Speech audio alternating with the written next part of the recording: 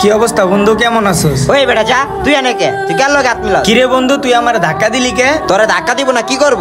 আর তুই এদিকে কি করস? আমি এইদিকে কি করি মানে? তোরা জানোস না যে আমি আজকে জেলখানা থেকে বের হমু? তোরা তো বন্ধু আমার আজকে আনতেই গেলি না। আনবি কোথা থেকে? আমার তো একটাবার জেলখানায় দেখতেও গেলি না তোরা।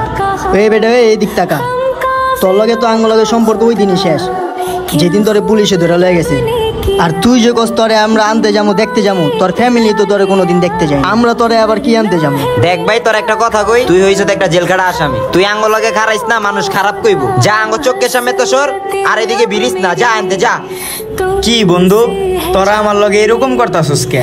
ঝাড়ি ঝুড়ি দিতাছস, আবার ধাক্কাও দেস, আবার তোরা এগুলা কি কইতাছস?